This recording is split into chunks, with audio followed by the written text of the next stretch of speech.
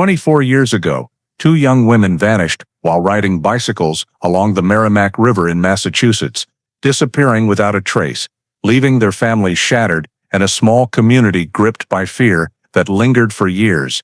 Authorities suspected the work of an organized predator, but with no bodies, no witnesses, and virtually no leads to follow, the investigation eventually stalled. Yet through all those years, one investigator from the state's cold case unit never gave up, convinced that somewhere in the old evidence, the answer was still hiding. Then one day, while re-examining files and stored samples from more than a decade earlier, he spotted a tiny detail everyone else had missed, an unsolved genetic marker that would upend the entire case and leave everyone involved stunned. Before we dive into this shocking story, let us know where you're watching from, and if you love true cases that finally come to light after years in the dark, don't forget to subscribe so you never miss what's next. November 2001. The town of Newburyport, Massachusetts, was settling into the raw, damp chill of late fall, typical of the northeast coast. Along the Merrimack River, leafless trees cast stark reflections on the gray water, and gusts blowing upriver from the ocean left a thin film of mist on the riverside path. Laura Whitman, 22, a software engineer at a data systems company in the city's southern industrial park, lived alone in a third-floor apartment in an old building on Merrimack Street. She kept a regular routine, didn't socialize much, and spent most afternoons cycling for exercise along the riverfront trail from her neighborhood out to the Merrimack Bridge and back. For months that schedule had barely changed, so neighbors were used to seeing the young woman with the white-framed bike pass by at the same time every day. That day was overcast with stronger than usual wind, but no rain. Laura left the office a little early, stopped at the supermarket near her place, then went home. Neighbors saw her hang laundry on the balcony to dry, then put on her workout jacket, helmet, and small backpack before wheeling her bike out of the building. No one paid extra attention. It was what she did every day. By early evening, the streets were nearly empty. Only a few cars passed along the riverfront, and the streetlights cast faint, watery reflections on the surface. Late that night, Laura's boyfriend called as usual and got no answer. He figured she was still on her ride and waited, but hours passed and she never showed up. When he called again, her phone was off. He drove the route she always took, searching both sides of the path, but saw no one and no sign of her familiar bike. The temperature was dropping fast, river fog thickening, and the glow from shop windows barely lit the wet pavement. There was nothing, no trace, no one who had seen her for hours. Her family, who lived in a nearby town, got the call and rushed to Newburyport to search with him through the night. They drove the quiet roads, asked residents, but no one had seen the young woman that evening. Every effort came up empty. Just before dawn, terrified that something terrible had happened, Laura's loved ones went to the Newburyport Police Department to report her missing. They brought recent photos and gave detailed descriptions of her appearance, clothing, and the bike she rode. The duty officer took the initial report and passed the file to the morning investigative team. The case was classified as a suspicious missing person because there was no indication she had left voluntarily or had any personal conflicts. At first light, the first group of detectives was assembled at police headquarters. An official file was opened for Laura Whitman, age 22, assigned a case number, and entered into Massachusetts Missing Persons Database. Investigators began collecting basic information: job, residence, family situation, close friends, workplace relationships, and daily habits. Laura's boyfriend was interviewed and provided the time of their last contact and details of her usual route. From statements, police confirmed she led a stable, low-key life, rarely traveled, and almost always rode along the Merrimack River in the late afternoon. That helped them map her regular path. Key locations: the Merrimack Bridge, Riverside Park, the Riverfront Trail, parking areas on the edge of residential neighborhoods, and the side paths back to downtown were all marked on the operational map.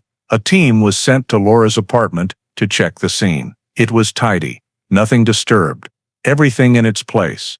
Her personal laptop was in sleep mode on the desk.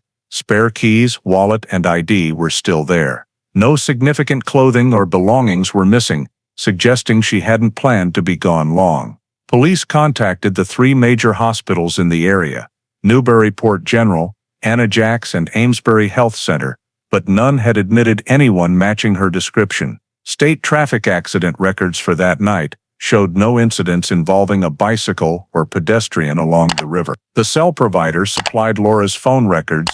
The last signal pinged late afternoon near the north bank of the Merrimack River. That location became the focal point for the initial search plan. The search area was laid out along the riverfront path, side trails down to the water, small parks, and open lots near the bridge. Participants included local police, marine rescue units, and volunteers mobilized quickly. Once the plan and manpower were set, the order went out. Teams immediately fanned out along the Merrimack River and the entire trail system. It was still dark, thick fog blanketed the water, visibility was low, and the temperature dropped steadily.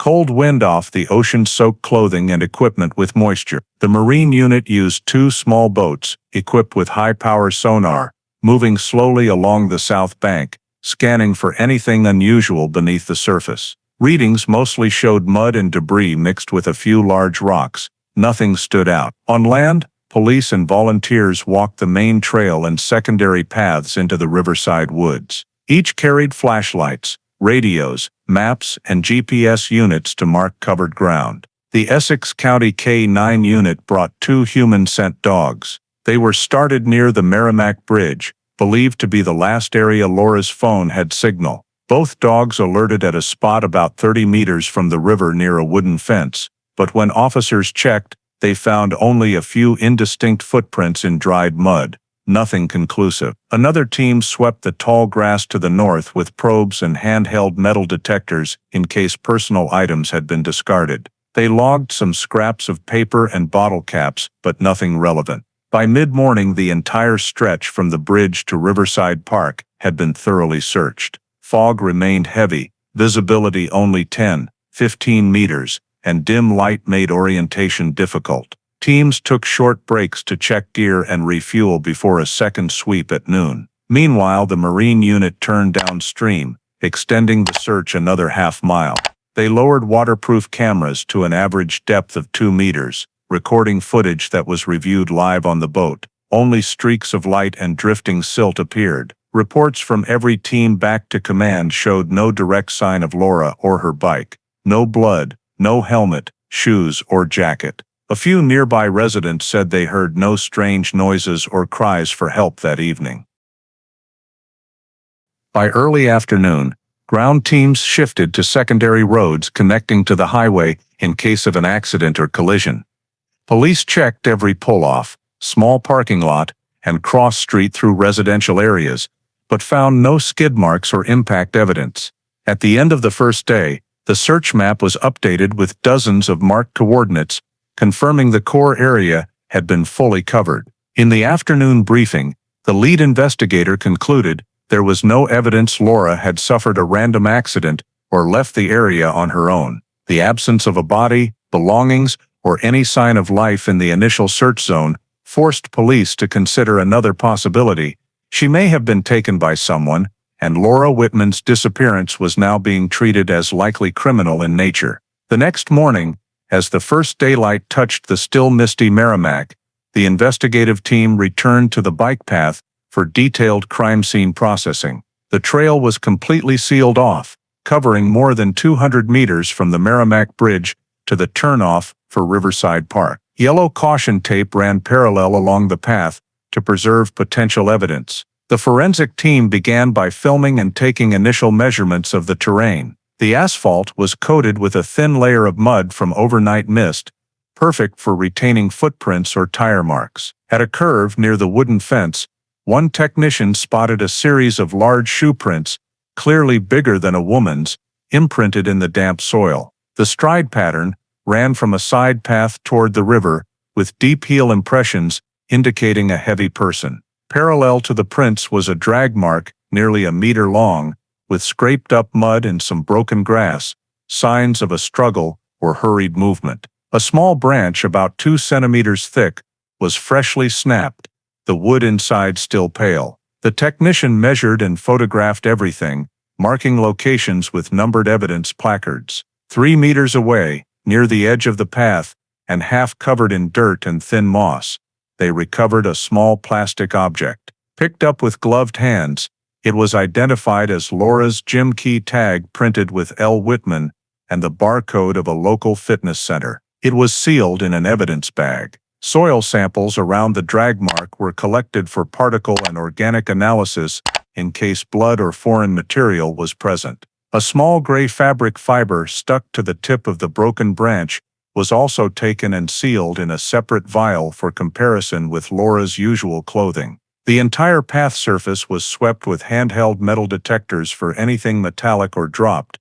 No significant hits. While forensics worked, the scene supervisor meticulously noted weather, temperature, wind direction, ground conditions, and light levels, factors that could affect trace evidence. Every find was GPS logged and plotted on the scene diagram. All collected samples were packaged, labeled, and rushed to the Boston lab for DNA and fiber analysis. Once processing was complete, the trail was photographed one last time to ensure nothing was missed. From the evidence gathered, investigators reached a preliminary conclusion.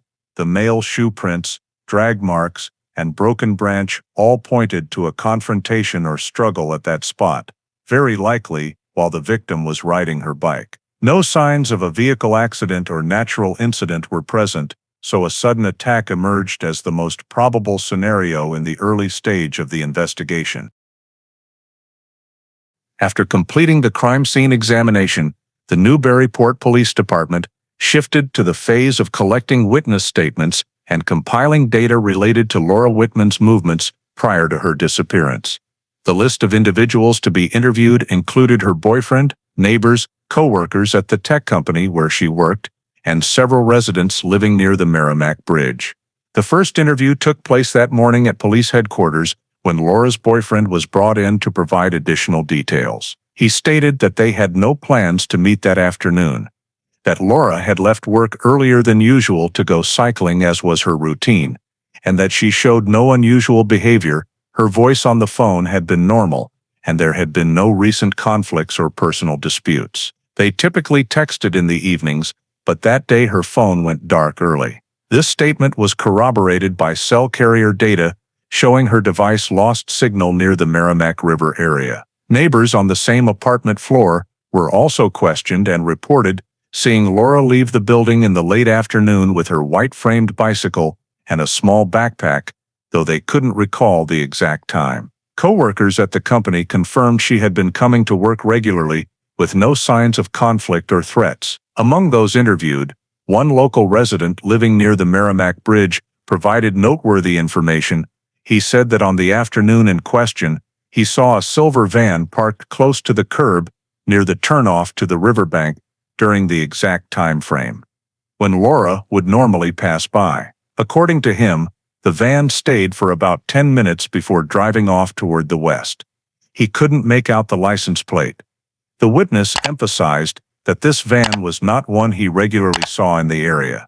The information was immediately forwarded to the Essex County Department of Motor Vehicles to cross-reference registered silver vans within a 10-mile radius. Initial results showed more than 50 matching vehicles owned by various individuals, but none had prior criminal records or any direct connection to the victim. Meanwhile, the technical team began reviewing footage from security cameras at stores, gas stations, and businesses along the riverfront route. Several cameras captured blurry images of vehicles passing during the afternoon hours, including one light-colored van that briefly appeared on the road near the Merrimack Bridge. However, low resolution and glare from the water made the footage unusable for identifying the license plate or driver. All video was backed up and sent to the State Technical Analysis Lab for enhancement processing, but the preliminary results yielded nothing definitive. The compiled witness statement report, completed that day,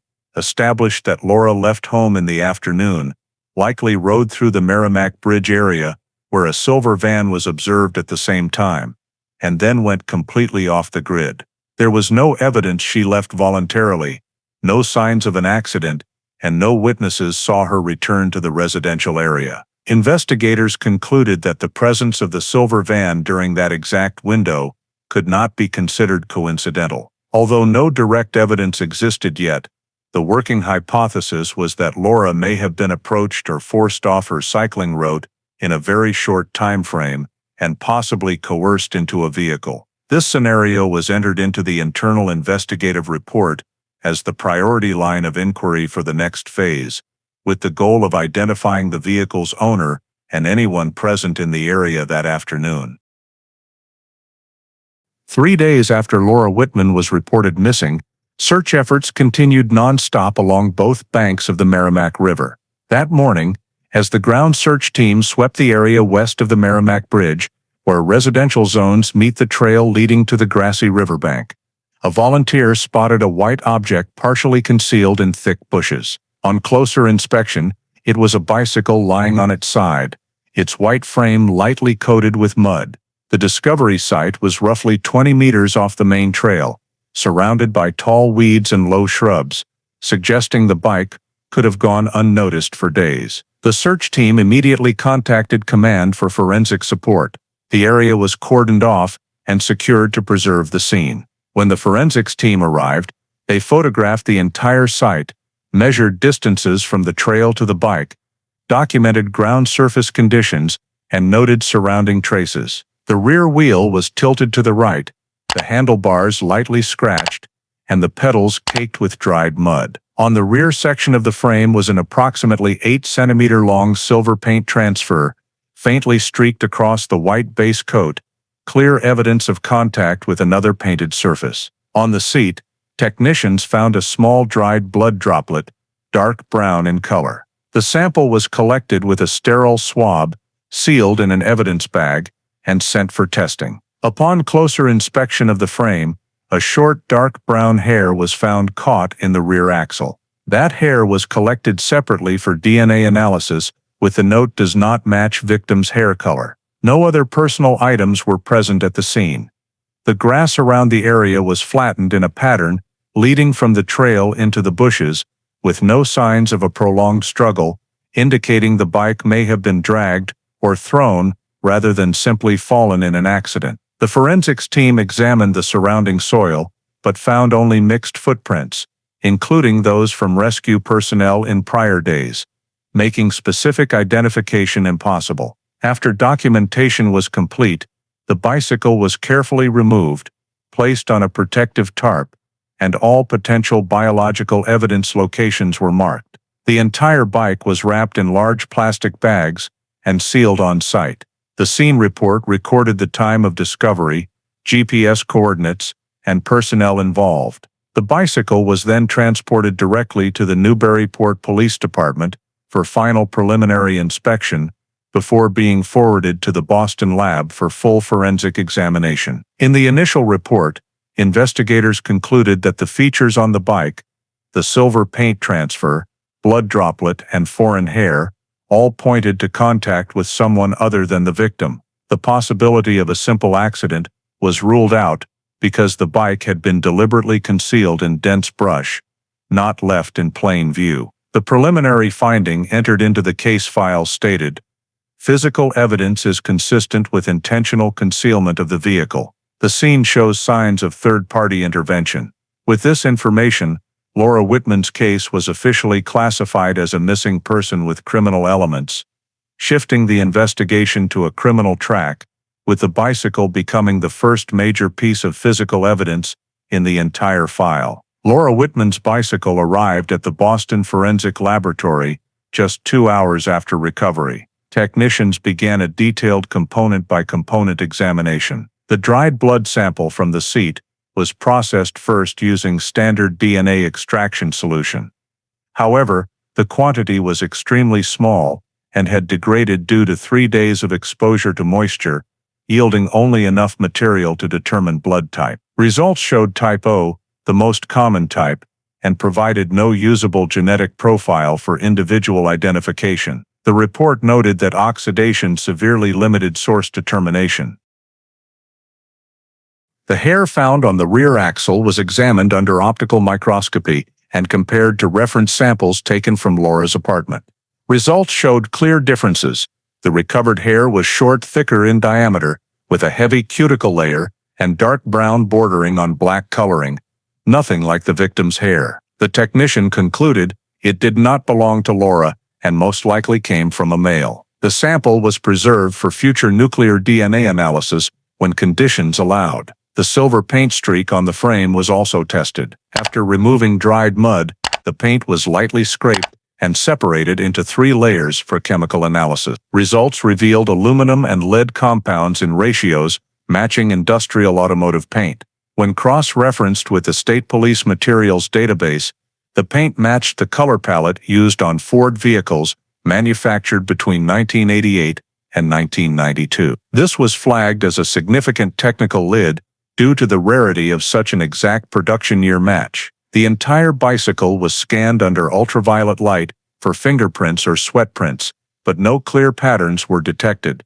possibly due to moisture on the metal surfaces or the perpetrator wearing gloves. The comprehensive lab report concluded that 3 primary elements were present on the evidence: blood of undetermined origin, a foreign hair likely male, and silver paint consistent with older Ford vehicles. No other traces suggested accident or self-injury. Based on the findings, technicians explicitly stated that the bicycle showed no serious mechanical damage that would indicate collision with a fixed object, and all evidence pointed to direct contact between the victim and another individual shortly before her disappearance. The full typed report was signed by the Chief of Physical Evidence Analysis and returned to the Newburyport Police Department, with copies sent to the Massachusetts State Police for archiving. Original samples, including the hair and paint chips, were sealed in specialized containers and stored in the lab's cold vault for future comparison. In the final remarks section,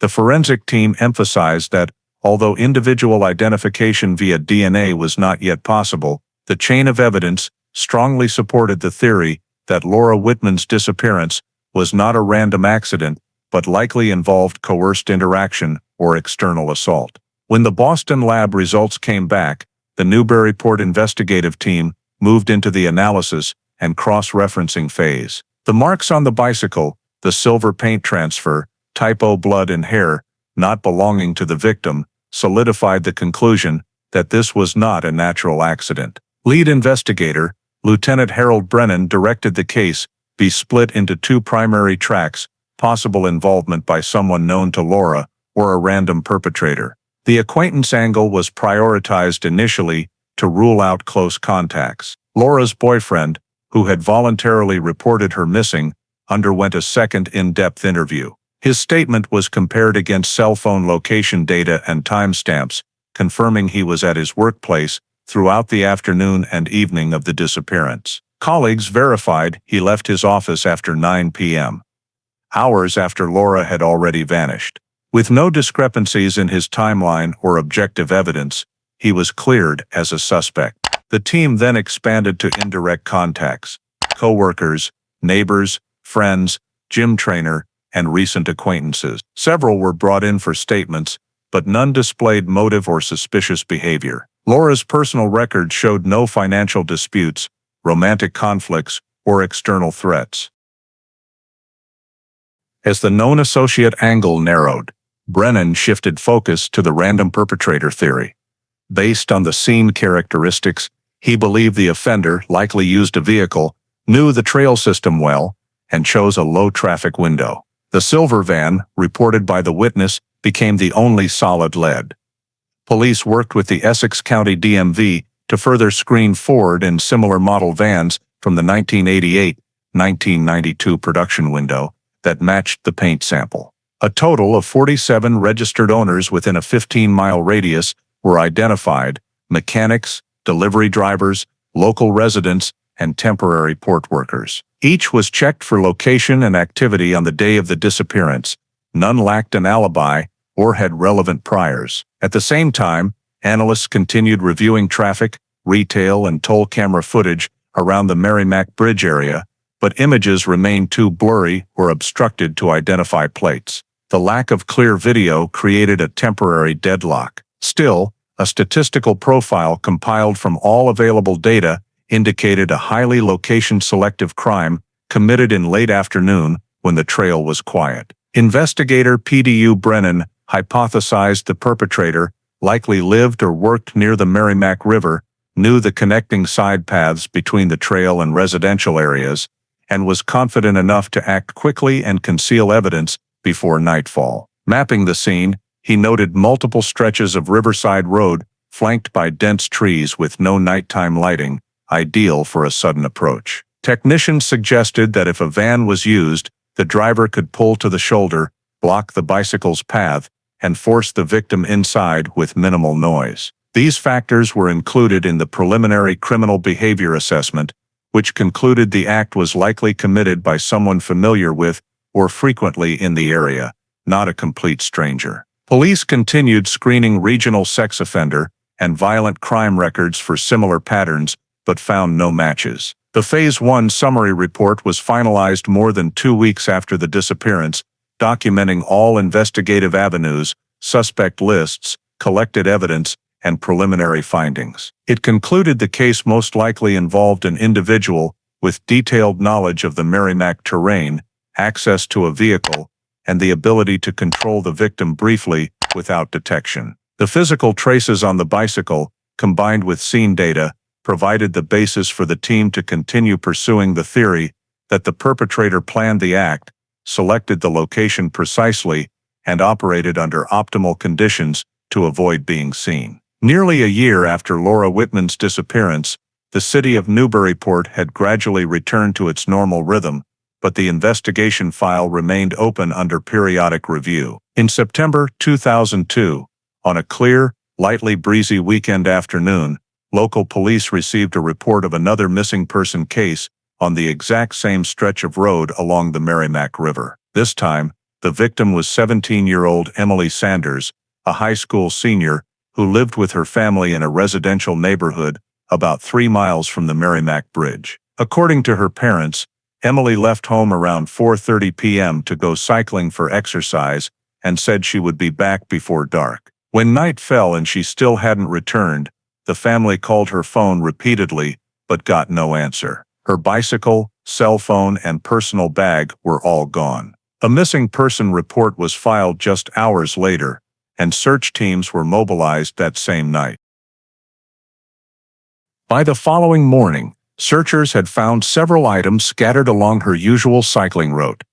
A white helmet near the wooden fence on the east side of the Merrimack Bridge, an old pair of Nike running shoes placed unevenly at the edge of the grass, and a half-full plastic water bottle lying near the base of a tree. There were no obvious signs of a struggle, but the placement of the items suggested they had fallen off during movement.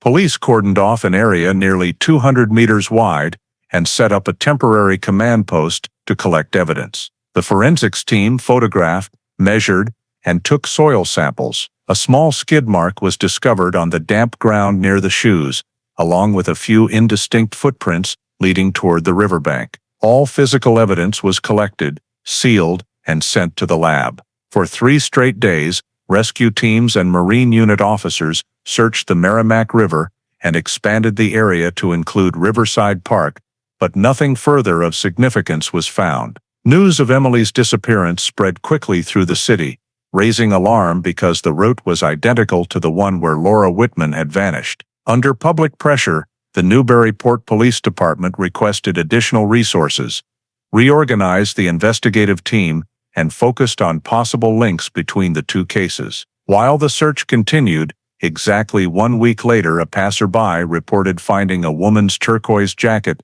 draped over a tree branch in an abandoned lot about a mile from the Merrimack Bridge. The garment was immediately sent for examination. It was a small size, common brand, and the family confirmed it did not belong to Emily. A preliminary check revealed several short, light brown hairs stuck to the collar and a silver thread caught on the cuff. Technicians took samples and forwarded them to the Boston lab for DNA analysis. When the results came back, investigators noted a critical development. The DNA from the hairs on the jacket matched perfectly with Laura Whitman's stored DNA profile from the previous year. The report confirmed a match at every genetic marker, ruling out random coincidence. Forensic experts concluded that the turquoise jacket had likely been worn or carried around the time of the first disappearance. Police treated this as indirect evidence linking the two cases. Data from both crime scenes, men's shoe prints, unknown hair fibers, type O blood, and silver paint chips, were combined into a single investigative system. The appearance of a second victim in the same area, with an almost identical set of circumstances and location details, elevated the matter to a special major case. At an internal meeting between city police representatives and the state criminal division, an official decision was issued. The two disappearances, occurring roughly 10 months apart and sharing geographic, temporal, and behavioral characteristics, would be merged into one unified file named the Merrimack Path case. The investigative team was restructured to include state forensic specialists, behavioral analysts, and criminal data experts from Massachusetts. The new unit's first task was to compile all evidence from both incidents, reconstruct a combined timeline, and identify intersections among the physical samples. Within the task force, many believed the second victim not only increased the severity, but also pointed to a deliberate, virtually replicated pattern of behavior. Details such as the riverside route, the late afternoon timing, signs of intervention by a moving vehicle, and matching physical traces led police to conclude that the two disappearances were directly connected. Immediately after the Merrimack Path Task Force was established, all evidence from both disappearances was transferred to the State Forensic Lab for comprehensive cross-analysis. Technicians began by comparing previously collected biological samples, the type O blood and short dark brown hairs found on Laura Whitman's bicycle, along with the hairs recovered from the turquoise jacket found after Emily Sanders vanished. Testing followed the Y-STOR protocol to identify male-specific genetic markers on the Y chromosome. Results showed that the Y genetic profiles from both samples were identical across the entire tested sequence, confirming they originated from the same individual male. The forensic report concluded the Y DNA markers detected in evidence from the two Merrimack Path incidents exhibit the same genotype, with a random match probability of less than 0.001%. This meant the cases were directly linked and very likely committed by the same person. The discovery was considered a turning point. From that moment, police no longer treated these as isolated missing person cases, but as a related series with repeating behavioral characteristics. The Massachusetts State Behavioral Analysis Unit was brought in to examine the common elements. Geographically, both victims disappeared on the same riverside path within a radius of less than 2 miles from the main bridge, an area with low pedestrian traffic in the late afternoon, poor lighting, and multiple small turnoffs to the water. Temporally, both incidents occurred between 4 p.m. and 6 p.m., when daylight was fading and traffic was light. Methodologically, evidence indicated direct contact with a moving vehicle. Silver paint on the bicycle, tire tracks in the grass beside the road, and men's shoe prints near the evidence. There were no signs the perpetrator used a ranged weapon or specialized tool. The behavior was assessed as direct and rapid. These consistent factors reinforced the conclusion that the offender was familiar with the local terrain and selected targets opportunistically, specifically young women alone in the late afternoon. The behavioral unit's report stated, the collected data reflect consistency in site selection, timing, and method of operation. The offender likely engages in minimal planning, acts on local knowledge, and responds flexibly to the environment. After compilation, the case was classified under State Bureau standards as a repeat offender, serial offender pattern. This procedural step transferred the investigation from local to state level for broader technical and data support. All evidence, crime scene photos, location diagrams, and witness statements were digitized and entered into the central database for comparison with unsolved cases across New England. A summary report was sent to the Essex County District Attorney's Office, affirming that the two disappearances belonged to the same behavioral series and that the perpetrator was likely still at large. Inside the Merrimack Path Task Force, investigators held continuous meetings to to determine next steps. The biological match and geographic overlap effectively eliminated the possibility of a random perpetrator. A composite map was created overlaying both crime scenes, marking evidence locations, wind direction, lighting conditions, and sight lines on the days of the incidents. The line connecting the two disappearance points formed a narrow activity zone centered around the Merrimack Bridge and Riverside Park, suggesting the offender might live, work, or frequently travel through the area. Investigators also reviewed statewide criminal records, particularly cases involving vehicle-assisted assaults on women or sexual attacks on remote roads, but no prior case matched perfectly. Nevertheless, the repeated pattern and unified biological evidence elevated the matter to a statewide criminal alert. The final report of this phase was signed by Lieutenant Harold Brennan and forwarded to the Massachusetts State Police and the Essex County DA, officially placing Merrimack Path on the Special Investigation List for repeat offenders. Once the Merrimack Path file was classified as a serial offender case, the Massachusetts State Police, working with the Newburyport Police Department, launched a large-scale canvass to identify individuals potentially connected to the disappearances. Residential records were pulled from the population registry for the city and 3 surrounding towns, covering all males aged 20–50 living within a 5-mile radius of the Merrimack Bridge. A total of 627 individuals met initial screening criteria. The list was divided into smaller groups based on occupation, marital status, vehicle ownership, and local travel history. Police first prioritized those who owned Ford vehicles or vans manufactured between 1988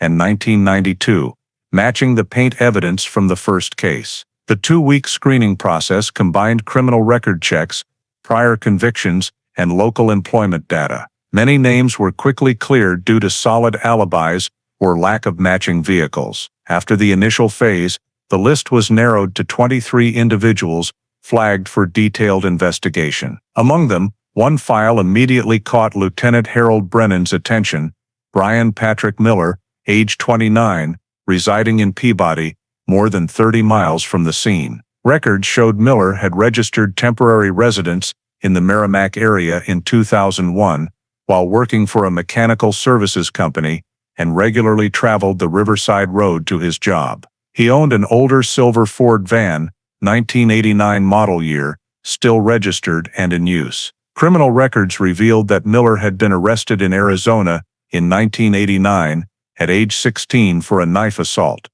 The victim survived, and Miller served time in a juvenile facility until he turned 18. After release, he moved back to live with his mother and worked part-time in repair shops. No further convictions were recorded, but the prior violent offense and matching vehicle placed him on the watch list. Police re-examined Miller's residency records for 2001, 2002, and discovered he had worked temporarily at an assembly plant in Haverhill, less than a 20-minute drive from the Merrimack Path area. When invited to the station for an interview, Miller cooperated, stating he had been working night shifts at the plant on the days of the disappearances. Police verified this with the plant manager, who confirmed Miller was scheduled during the week of Laura's disappearance, but could not verify exact dates or hours. Although no direct evidence existed, the overlap in timing, location, and vehicle type led investigators to mark Miller's file monitor closely.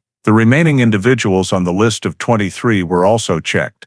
2 had owned similar vehicles, but sold them before the incidents. 1 was out of state, and the rest had clear alibis. Deeper investigation into Miller was hampered by the absence of physical evidence.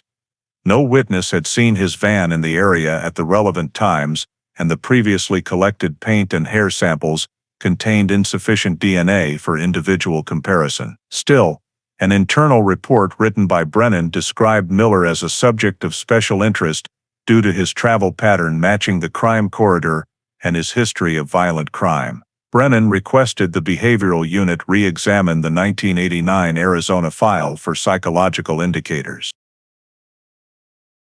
Documents from Arizona described Miller as introverted, quiet, socially withdrawn, and prone to sudden outbursts when provoked.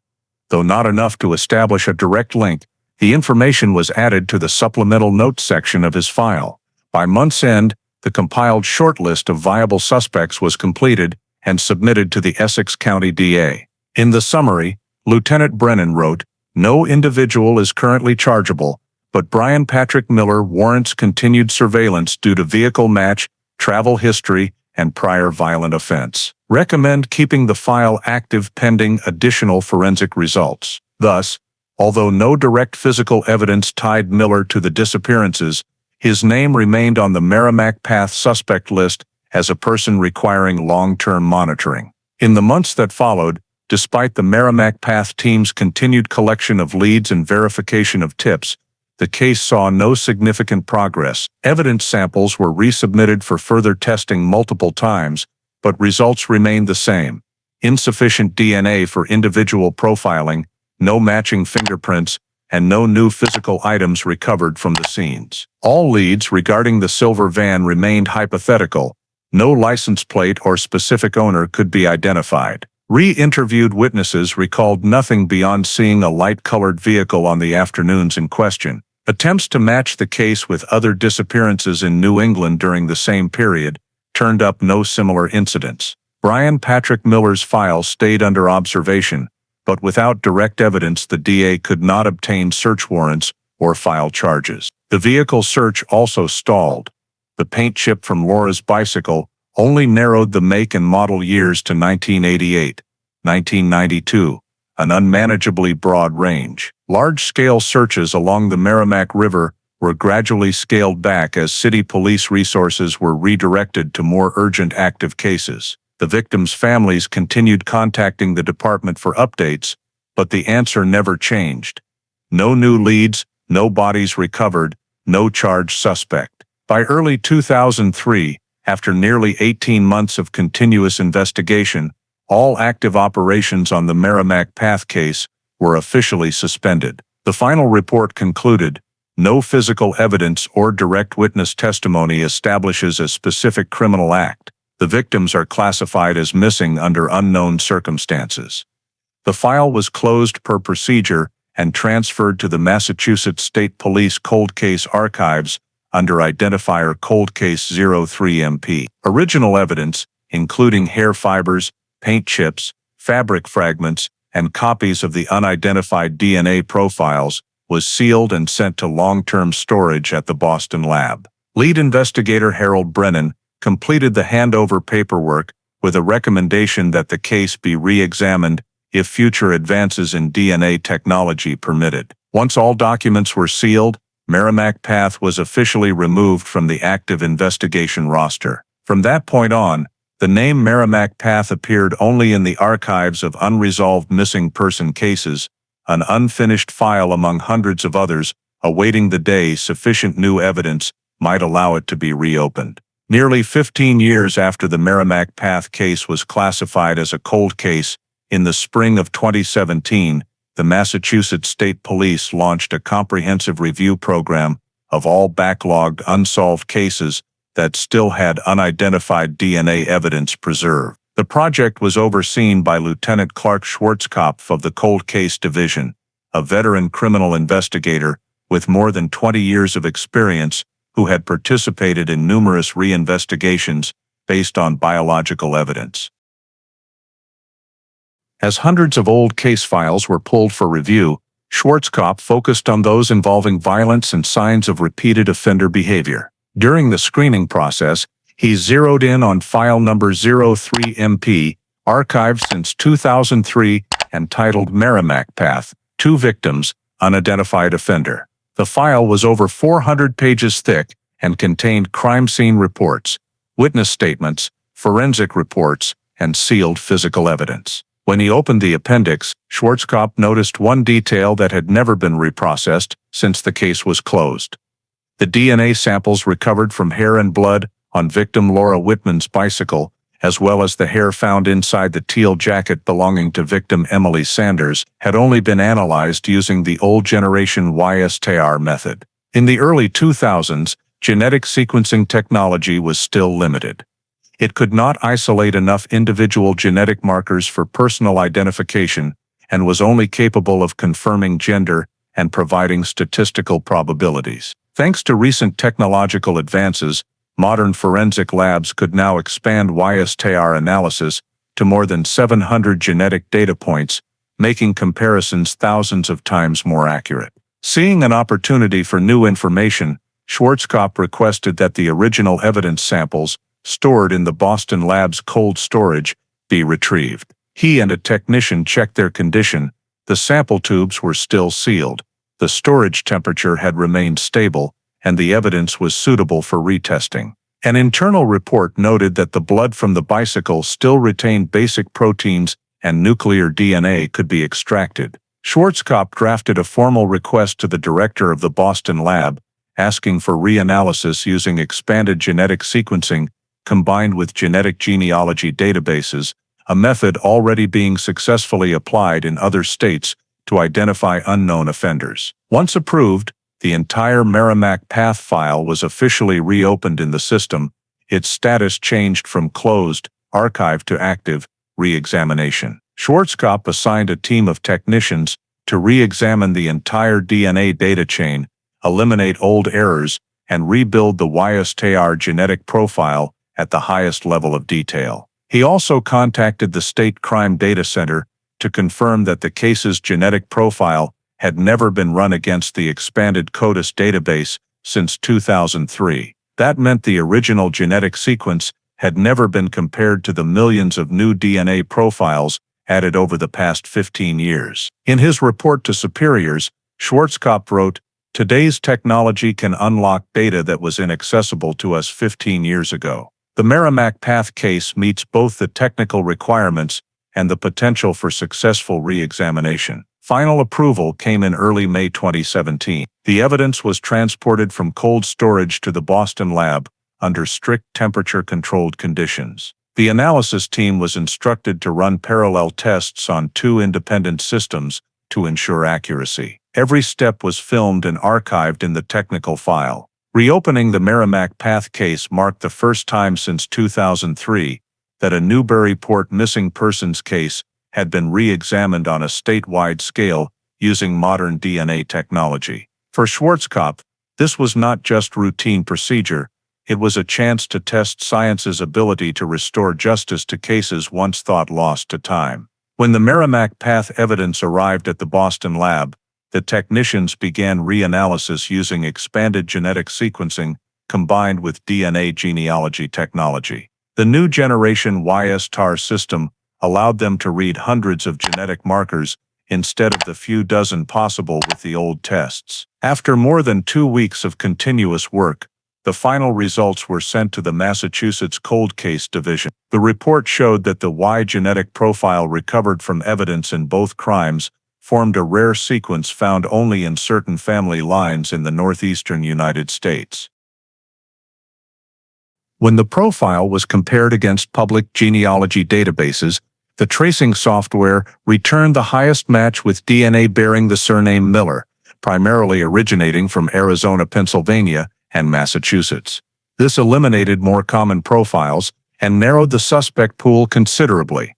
Lieutenant Clark Schwarzkopf received the report and immediately coordinated with the state's Population Records Office to cross-reference a list of individuals with the surname Miller living in Massachusetts between 2001 and 2003. The data revealed 42 matches, but only one person had lived within a 50-mile radius of the Merrimack Path area during the time of both crimes, Brian Patrick Miller, residing in the city of Peabody. When the file was reopened, Schwarzkopf realized the name was not unfamiliar. Miller had appeared on the 2002 Persons to Monitor list, noted for owning a silver 1989 Ford and having a prior violent offense in Arizona.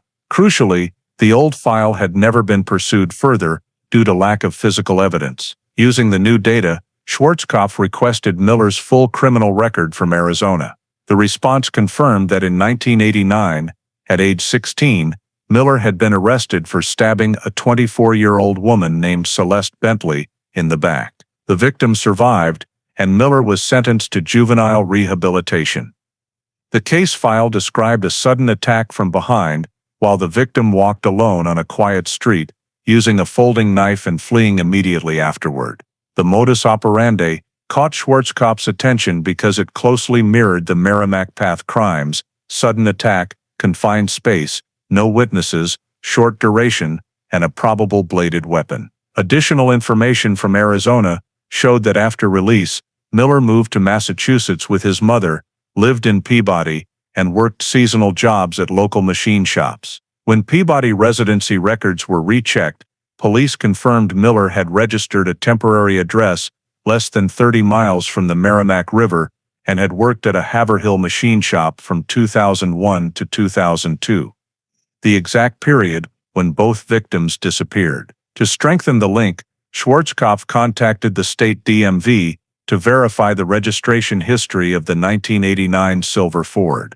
Records showed the vehicle remained in Miller's name throughout that period, with no transfers. A supplemental report from the Boston lab confirmed that the chemical composition of the silver paint chips recovered from the victim's bicycle matched the standard paint used on 1989 Ford models, further tying the suspect to the physical evidence. All findings were compiled into an internal report submitted to Cold Case Division leadership. In the evaluation section, Schwarzkopf wrote, "Genetic markers, residency history, vehicle type and behavioral pattern all converge on a single individual, Brian Patrick Miller, age 29, residing in Peabody. The probability of random coincidence is virtually non-existent." Miller's file was returned to the official suspect list and upgraded to priority review, subject of interest. A team of investigators was assigned to re-examine every aspect of his life: employment history,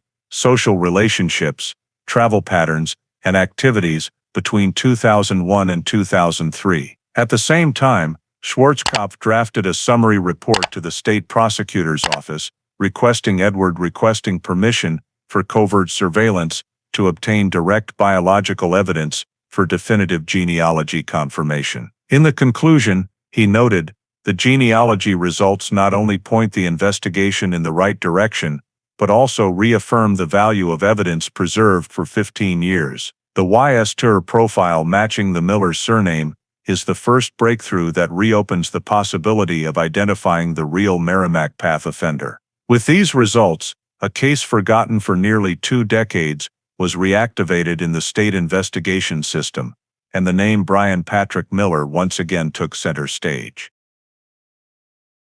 After the genealogy analysis identified the Miller surname as matching the DNA in the Merrimack Path case, and Brian Patrick Miller was returned to the primary suspect list, the Cold Case Division immediately launched a secret surveillance operation in Peabody. A 3-person team under Lieutenant Clark Schwarzkopf was assigned to monitor Miller long-term, gathering information on his daily habits, workplace, and vehicles. Initial surveillance reports described Miller living in a small 2-story house in a quiet northern Peabody neighborhood with his approximately 15-year-old daughter. Neighbors described him as quiet, polite, non-disruptive, usually dressed simply, and punctual at work. His vehicle was an older silver Ford Econoline van with faded paint that he maintained himself. The license plate matched the vehicle registered in his name for many years, with no transfers or sales. During the first 2 weeks of surveillance, Miller exhibited no unusual behavior. He left for work each morning at a warehouse for an e-commerce company in Salem, returned in the afternoon, and occasionally stopped at a nearby supermarket or his regular coffee shop. He had no close friends, hosted no gatherings, and led a private life centered on work and caring for his daughter. The investigators logged this routine daily. However, Schwarzkopf noted that Miller's low profile did not rule out involvement in the crimes. He ordered the team to collect indirect biological evidence by monitoring household trash, a legal method allowing DNA recovery from discarded items. A covert technical team tracked the trash collection schedule in Miller's neighborhood. On the 4th night of the 3rd week, they recovered a suspected trash bag containing paper cups, straws, napkins, and plastic bottles. All items were sealed and sent to the Boston lab for DNA testing. Results later showed biological traces on one straw, but the cell quantity was too low and contaminated, making genetic sequencing unreliable. The lab concluded insufficient usable DNA for comparison with the Merrimack Path profile.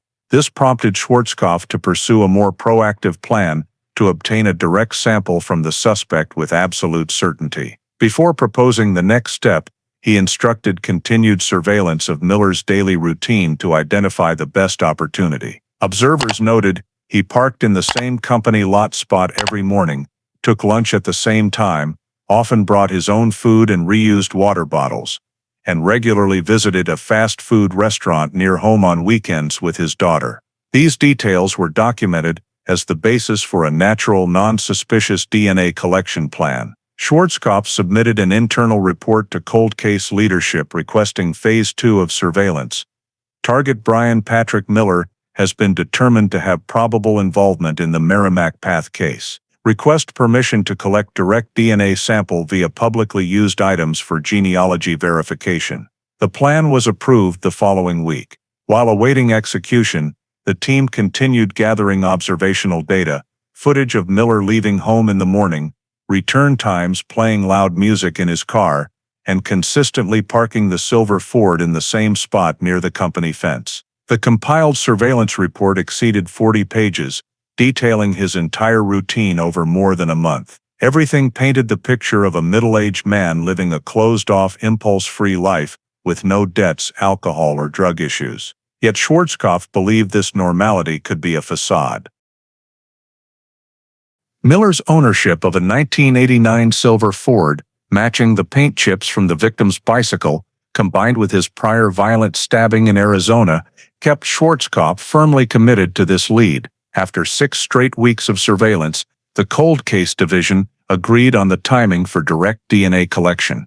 The operational plan was stamped confidential, numbered as a Merrimack Path subfile, field collection phase, laying the groundwork for the next critical step in confirming the central suspect in a nearly 20-year-old case. The plan to obtain a direct DNA sample from Brian Patrick Miller was executed by the Cold Case Division in early September 2017 under Lieutenant Clark Schwarzkopf's direct supervision. After weeks of observation, the team had pinpointed Miller's stable routine.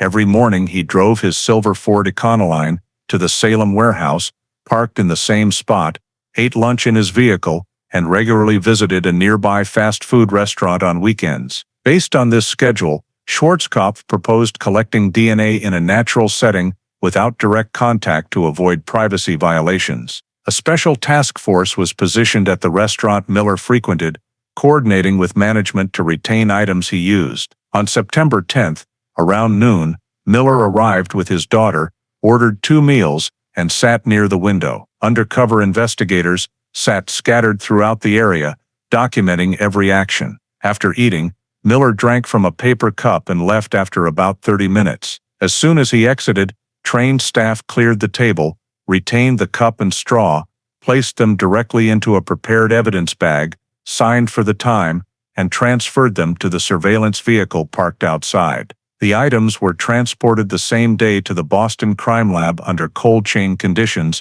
coded as field sample, BP Miller. At the lab, the sample was processed according to standard protocol. The rim of the cup and tip of the straw were cut, placed in extraction solution. After 48 hours of analysis, technicians reported preliminary results to the Cold Case Division.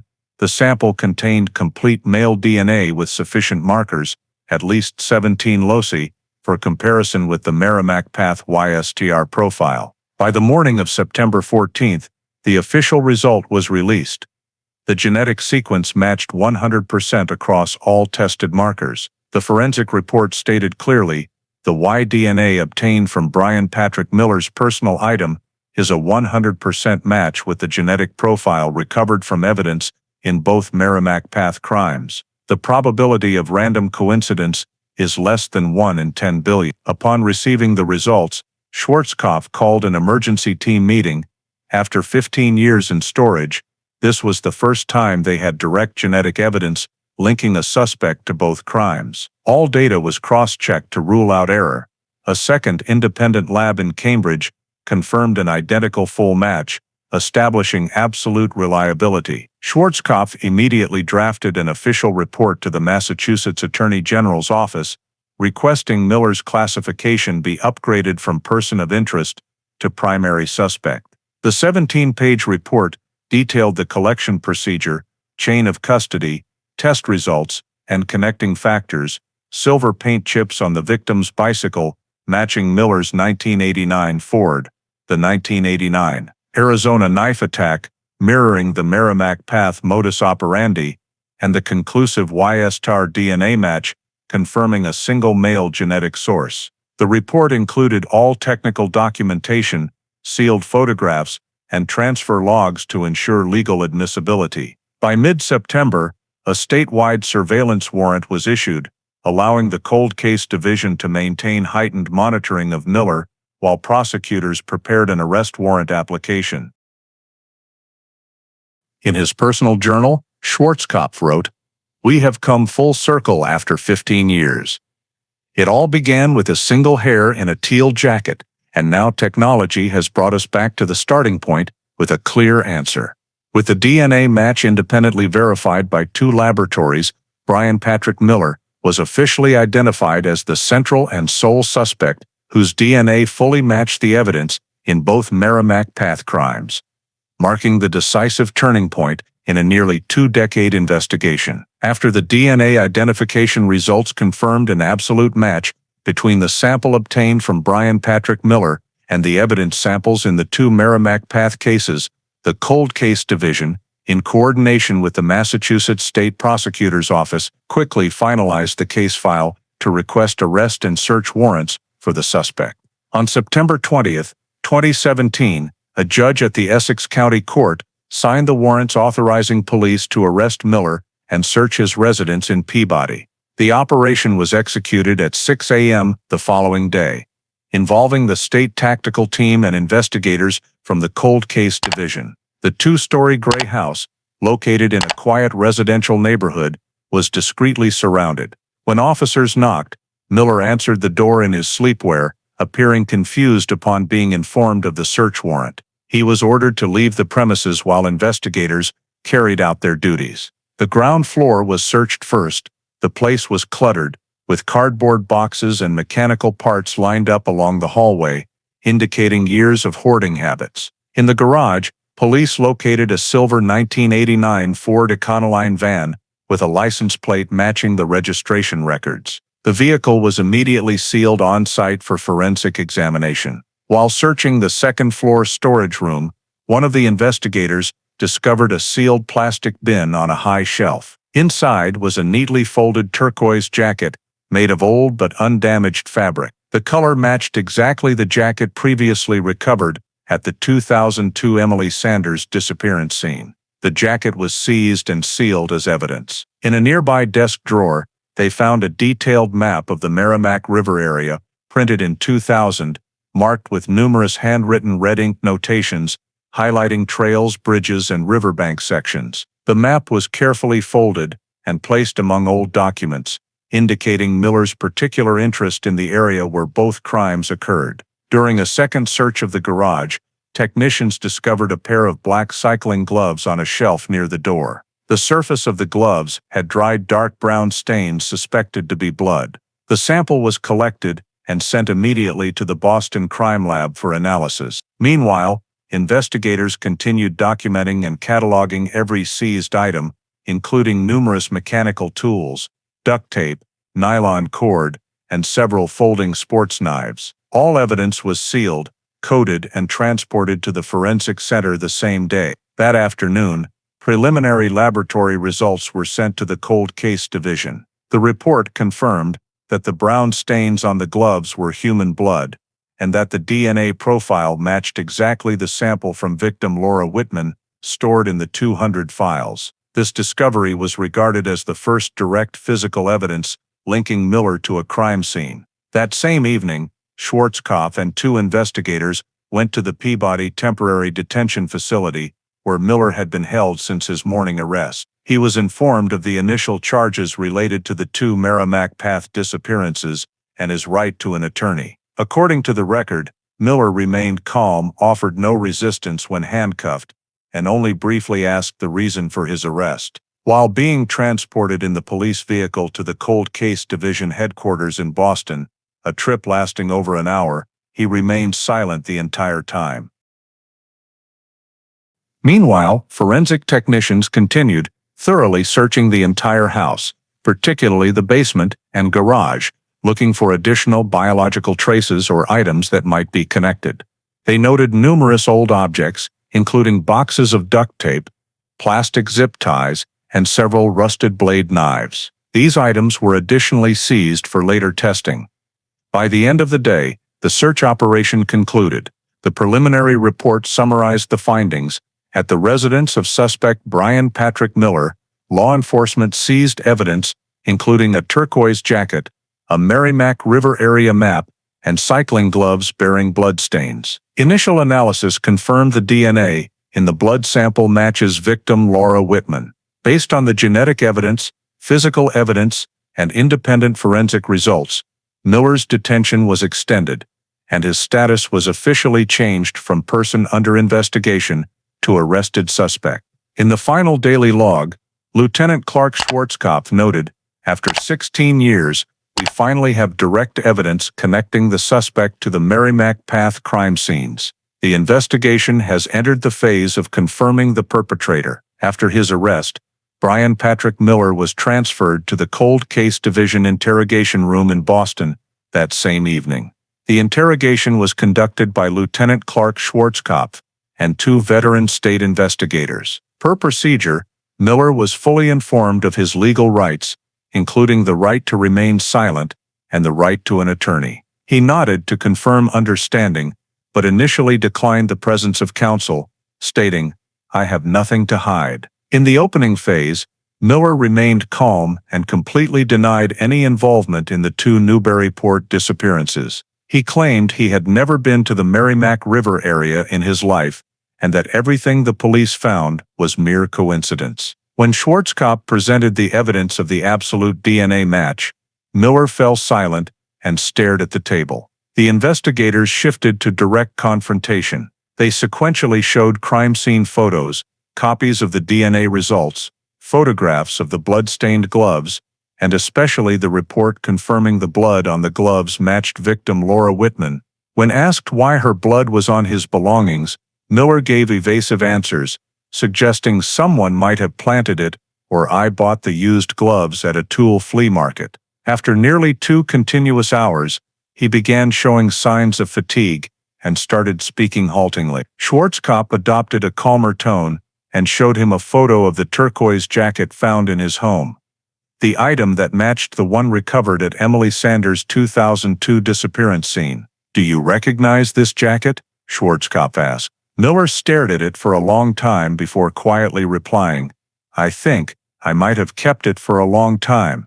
That statement prompted the investigators to note the moment the suspect's demeanor changed. When pressed further about his connection to the 2 victims, Miller sighed and said, "I didn't kill anyone, but I know where they are." The room fell silent for several seconds. Schwarzkopf immediately ordered the full recording of the interrogation and asked Miller to repeat the statement. In the subsequent confession portion, Miller said he had been in big trouble many years earlier in Arizona, and that nothing had been normal since. He claimed to have only hazy memories of an afternoon in 2001 when he was driving along the Merrimack River. According to him, he saw a girl riding a bicycle alone as it was getting dark. Miller said he stopped to ask for directions, but everything happened too fast. "I don't remember clearly." When asked to describe it in detail, he shook his head, saying he only remembered a small scream, then silence. Regarding the second case in 2002, he claimed he wasn't intentionally looking for anyone, but felt compelled to return to the same place. The fragmented statements made it difficult for investigators to determine accuracy, but when asked about the location of the bodies, Miller became clearer.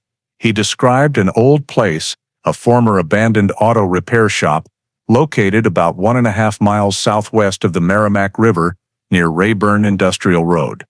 "I used to work nearby. I knew that lot was never visited," he said. When Schwarzkopf asked, "Are you saying both of them are there?" Miller was silent for a few seconds, then nodded. He confessed that after the incidents, he took them there and buried them in 2 shallow graves, covering them with soil and industrial waste. These details were recorded verbatim in the interrogation transcript, accompanied by the suspect's signature, confirming the statement was voluntary. That same night, the Cold Case Division sent an urgent report to the state prosecutor's office and requested a search warrant for the area Miller described. While awaiting approval, a team was dispatched for preliminary verification of the coordinates provided by the suspect. They confirmed the existence of an abandoned lot exactly where he said. Formerly a mechanical shop closed since the late 1990s, now temporarily fenced and unguarded. Schwarzkopf immediately ordered the area sealed and summoned the forensic team and criminal technician unit to prepare for possible excavation within 24 hours. In the case log, he wrote, "The suspect has crossed the line from denial. Although incomplete, his statement has pointed to a specific location that may contain the remaining traces of the Merrimack Path victims. This is the biggest breakthrough since the case was reopened." Early the next morning, after receiving the search warrant, the Massachusetts State Forensic Team and Cold Case Division investigators arrived at the abandoned lot Brian Patrick Miller had described during interrogation. The site was on the western edge of Newburyport, along Rayburn Industrial Road, the remnants of a mechanical repair shop closed since the late 1990s. The nearly 2-hectare lot was overgrown with weeds and bushes. A few crumbling brick walls and cracked concrete foundations remained in the center. An old metal fence surrounded it, with the main gate broken off its hinges and temporarily secured with rusty chain. As the criminal technician team began surveying, the central area was identified as the primary focus, a slightly depressed patch of ground showing signs of past digging and leveling. Technicians started using ground-penetrating radar and magnetometers to detect subsurface structures. After about 2 hours of scanning, the screen showed 2 parallel anomalous zones approximately 8 meters apart, at a depth of less than 1 meter. Both locations displayed oval-shaped compacted soil, consistent with the suspect's description. The forensic team marked the areas, erected tents, and began manual excavation. The topsoil layer was about 20 centimeters thick and mixed with old mechanical debris, copper wire, rusted bolts, and broken plastic, remnants of the former shop. When the second layer was removed, one technician spotted a piece of dark fabric emerging, accompanied by the characteristic odor of organic decomposition. Excavation proceeded slowly. Each layer of soil was sampled and precisely coordinated. After nearly 4 hours, the first skeletal remains became visible. Curled in a fetal position, with arm and rib bones relatively intact, indicating decomposition in dry soil without water intrusion. By afternoon, when the second pit was opened, the team uncovered another, smaller skeleton at a similar depth. Both sets of remains were visibly female based on pelvic and cranial structure. Each bone fragment was labeled, individually bagged in specialized containers, and transported to the Massachusetts State Forensic Center in Boston for examination. In addition to the bones, technicians recovered a rusted folding knife and pieces of fabric with metal buttons, likely from female clothing. The entire scene was photographed, mapped, and sealed. Soil samples around both graves were preserved for chemical analysis. Upon completion of the excavation, the preliminary report noted discovery of 2 shallow graves containing human remains, location consistent with suspect Miller's statement. In the forensic examination room, experts reconstructed the 2 skeletons. Measurements showed height and anatomical features corresponding to Laura Whitman and Emily Sanders per the biometric data in their missing persons files. DNA was extracted from teeth and femurs of both sets of remains and compared with family reference samples. After 5 days of analysis, results were released. The DNA profiles matched Laura and Emily with an error probability below 0.001%. The official report confirmed that the 2 Merrimack Path victims had been located. The forensic team then determined cause of death. Both skeletons showed multiple clean-cut marks on ribs and sternum, with stabbing trajectories from back to front, consistent with a sharp folding knife. Laura had at least 8 stab wounds, two of which penetrated the heart and lungs, the direct cause of death. Emily had 5 wounds plus defensive injuries on the forearms, indicating she was attacked suddenly but attempted to fight back. No skull fractures or other trauma were found, confirming neither died accidentally but from direct knife assault. The forensic report stated clearly, both victims died from acute blood loss due to sharp force injuries. Time of death is consistent with the recorded disappearance periods. Together with the DNA results and evidence seized from the suspect's home, all documentation was forwarded to the Massachusetts State Prosecutor's Office. Investigation files, statements, examination records, and crime scene photos were entered into the digital archive, and the case status was updated from missing persons to homicide investigation. Lieutenant Clark Schwarzkopf signed the summary report. Discoveries at the Rayburn Industrial Road site confirmed the 2 Merrimack Path victims were murdered and buried at the location provided by the suspect.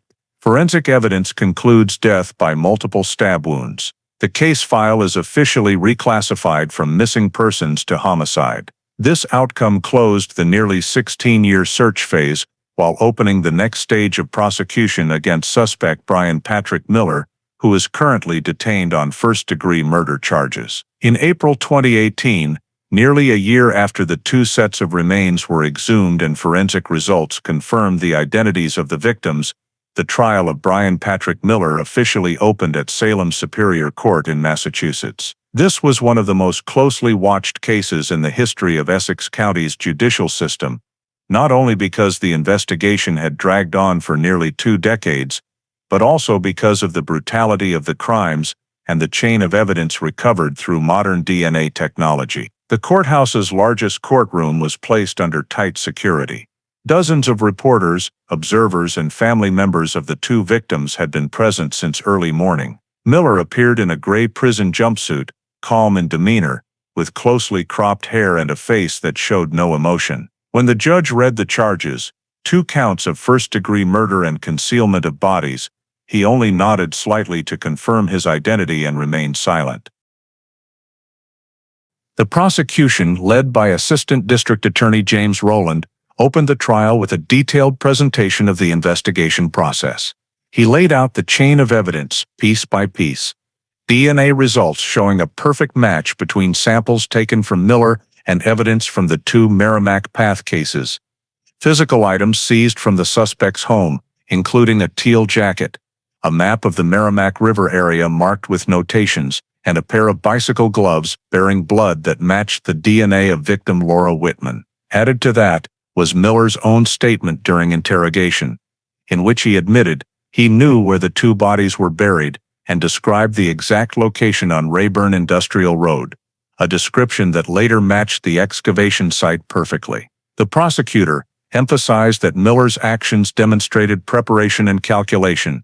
He chose victims when the area was deserted, used a silver van to approach them, struck quickly, and attempted to hide the bodies in a rarely visited lot. During the slide presentation, the prosecution showed photos of the excavation site, diagrams of the locations, and copies of the forensic reports. Rowland's voice dropped as he said, "These 2 girls didn't simply go missing. They were robbed of their lives by the same hand, in the same deliberate pattern of behavior repeated with intent." The charges were bolstered by testimony from Lieutenant Clark Schwarzkopf, head of the Cold Case Division, and the director of the Boston Crime Lab, who confirmed that the DNA matches could not be coincidental. Meanwhile, the defense team, led by Rachel Goodman, did not dispute the DNA evidence, but focused on the defendant's psychological profile. She presented the court with medical records and rehabilitation reports from Arizona, showing that Miller had been physically and emotionally abused by his mother throughout childhood, had grown up in isolation without psychological support, and suffered from dissociative disorder that caused him to lose control of his behavior under extreme stress. Goodman argued that Miller no longer had the capacity to distinguish right from wrong at the time of the acts, and that the years he spent living quietly with his daughter in Peabody proved he had no tendency to re-offend. The defense also stressed Miller's cooperation during the investigation, especially his voluntary disclosure of the burial locations, as a belated act of redemption. The prosecution pushed back hard, arguing that revealing the locations was not remorse, but the inevitable result of irrefutable DNA evidence. They pointed to the cruelty of the acts, the burial and concealment of the bodies, and the deliberate wiping away of traces as proof of premeditated intent. In cross-examination, Prosecutor Rowland stated, "A difficult childhood is never an excuse to take another person's life." 16 years of silence was not repentance, it was evasion. The trial arguments lasted 3 weeks. More than 40 witnesses were called, including forensic experts, investigators, civilian witnesses, and the victims' families. Original evidence, crime scene photos, excavation maps, and interrogation videos were shown publicly in court. Piece by piece, the evidence formed a unified picture. In the final closing argument, the prosecution asked the court to return verdicts of first-degree murder, the highest penalty under Massachusetts law, because of the cruel, premeditated, and prolonged nature of the crimes. After 5 days of deliberation, the 12-member jury returned to the courtroom on the morning of May 22, 2018. The atmosphere was heavy, as the judge asked the foreperson to read the verdict. The result was announced. Defendant Brian Patrick Miller is guilty of first-degree murder in the deaths of both victims, Laura Whitman and Emily Sanders. The room fell silent for several seconds before the victims' families began to cry. Miller sat motionless, showing no emotion. Judge Ellen Carver sentenced him to life imprisonment without the possibility of parole and stated, "Your silence over the past 16 years was complicity with evil." Today, justice has finally been served. The verdict is regarded as proof of the effectiveness of modern forensic science in restoring justice to long-dormant cases. The sentence was entered into the official records of the Commonwealth of Massachusetts, closing the legal proceedings on a case that had been forgotten for nearly 2 decades, and marking a milestone in New England's cold case investigation history. After the trial ended and Brian Patrick Miller was sentenced to life without parole, the Massachusetts State Police and the Cold Case Division completed a comprehensive final report on the Merrimack Path case. The document, more than 300 pages long, covered the entire 16-year investigation from the moment Laura Whitman was reported missing in 2001 until the case was reopened and fully resolved in 2017. The report recorded that more than 623 suspects had been screened, thousands of investigative hours logged, hundreds of evidence items collected, and 2 victims ultimately located with the perpetrator identified through scientific evidence. In the introduction, Lieutenant Clark Schwarzkopf wrote, "The Merrimack Path case stands as proof of the value of persistence in investigation and the power of modern DNA technology. Even after years when it seemed the case would be forgotten, every hair and drop of blood still held the answer for justice." The report also noted that this was the first cold case in Massachusetts solved using genealogical DNA analysis, the method that uses genetic data to trace family trees backward, identify lineages, and narrow down to a specific individual. The success of this method not only reaffirmed the value of long-term evidence storage, but also opened a new path for other unsolved cases across the state. In the final statistical summary, the report listed 16 years of investigation, 623 suspects cleared, 2 victims recovered, 1 maximum criminal sentence handed down. All DNA data, crime scene maps, forensic photos, witness statements, and suspect statements were digitized and archived in the National Criminal Database for future research and comparison. The report confirmed that all original Merrimack Path evidence would be preserved indefinitely at the Boston Crime Lab as a model file for training and criminological analysis. In the appendix, investigators detailed every timeline milestone: 2001, Laura Whitman disappears; 2002, second victim Emily Sanders vanishes; 2003. Case transferred to cold case 2017, discovery of the Miller family genetic profile, 2018. Trial and sentencing. All milestones were presented as a timeline in the state police internal data system. Once the report was approved, the Merrimack Path file was officially closed, changing status from open homicide investigation to resolved case. The date of final certification was December 14, 2017, even though sentencing came the following year to mark the moment genealogical DNA technology delivered the decisive breakthrough. In the report's final conclusion, Schwarzkopf wrote, "Justice may arrive late, but it never disappears." The Merrimack Path case is closed, yet it will live on in our records as proof that science, perseverance, and faith in the truth remain the only path to light. With those words, the Merrimack Path file, once forgotten in storage for more than a decade, was permanently closed, becoming a historic milestone for Massachusetts investigations and a symbol of the unrelenting effort of law enforcement professionals. The story of the Merrimack Path case is not just a 16-year journey to solve a crime. It is also a powerful reminder of the value of perseverance, technology, and belief in justice in today's American society. When Laura Whitman and Emily Sanders disappeared, the evidence seemed almost too fragile. A bicycle, silver paint flecks, a strange hair, and a file left gathering dust for nearly 2 decades. Yet the fact that those items were preserved, and that investigators never gave up, allowed genealogical DNA, a technology that didn't even exist in 2001, to bring the truth back into the light. In a modern society where news and technology change by the hour, this case reminds us that time never erases responsibility. It only tests human endurance. If Lieutenant Clark Schwarzkopf had not patiently reviewed old files, if the Boston lab had not harnessed scientific progress, justice might have remained buried forever, alongside the 2 victims beneath the Merrimack soil. The story also offers a profound lesson in trust in the system. Trust that, however delayed, America still has the ability to correct itself and deliver justice to the forgotten. In everyday life, we can learn that truth always has longer-lasting value than temporary excuses, and that every action, no matter how small, can leave a trace, just as a hair or drop of blood changed the fate of an entire case. In today's United States, where faith in justice is sometimes tested by polarization and skepticism, the Merrimack Path case proves that staying committed to the truth, respecting science, and never abandoning the search for answers remain the foundation for society to move forward, whether it takes 16 years or longer. Thank you all for following to the end of the Merrimack Path story, a 16-year journey until justice was finally served. Don't forget to subscribe to the channel so you don't miss other real investigation stories where the past always has a voice and the truth never sleeps.